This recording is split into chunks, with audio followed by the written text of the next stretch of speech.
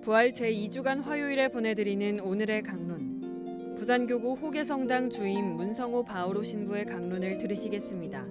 오늘 복음은 요한복음 3장 7절과 8절에서 15절까지의 말씀입니다.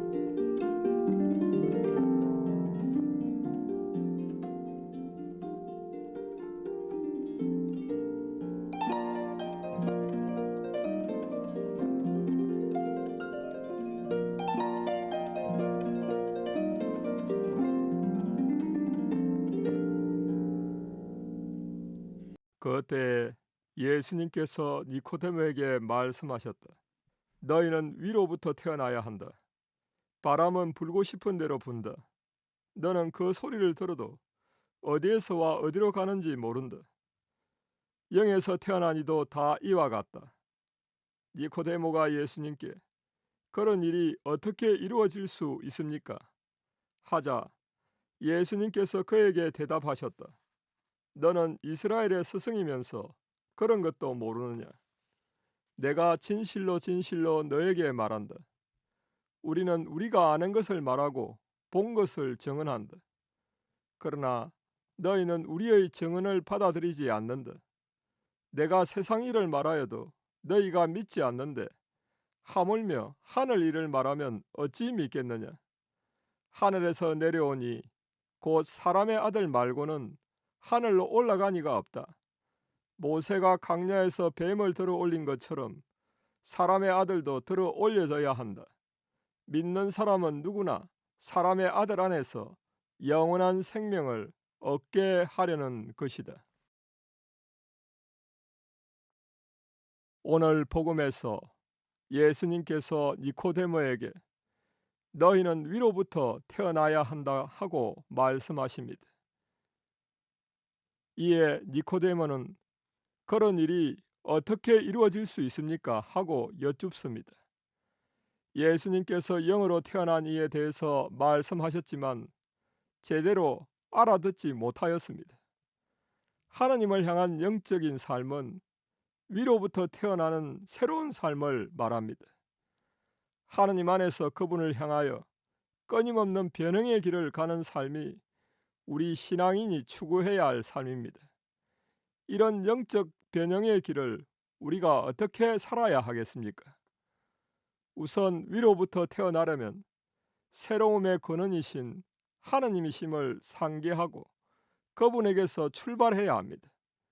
우리가 살아가는 세상은 급속도로 빠르게 변화합니다.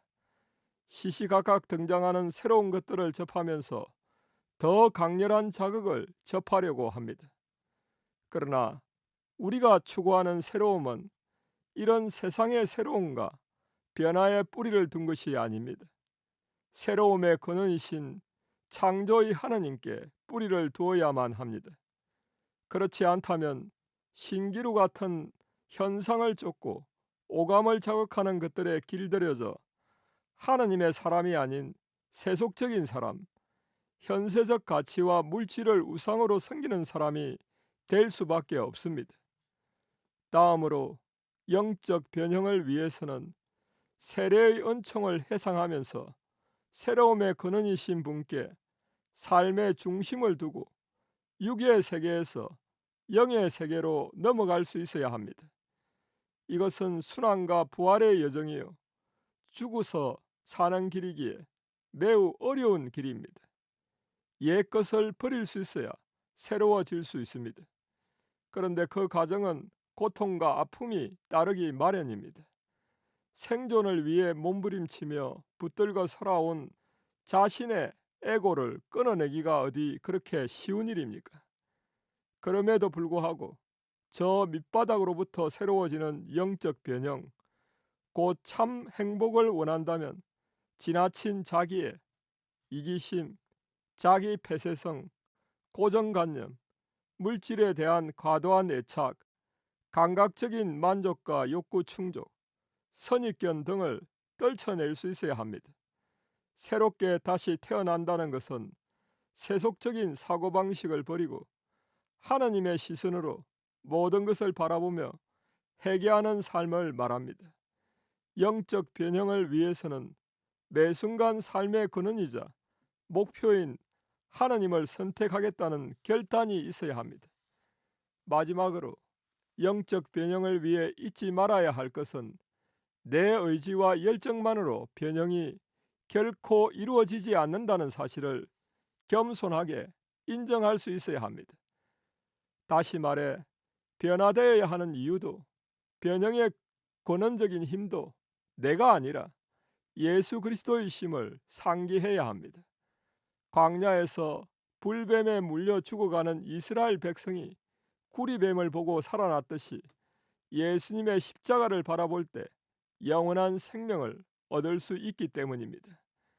우리 모두가 새로움의 근원이신 창조의 하나님께 내 삶의 중심을 두고 영원한 생명을 가져다 주시는 예수 그리스도의 십자가의 힘으로 거짓 자아와 온갖 애착과 물질로부터 떠나고 나쁜 습관과 고착된 행동, 사고의 틀과 선입견, 부정적 사고를 버리는 영적 변형의 날이 오기를 기도합니다.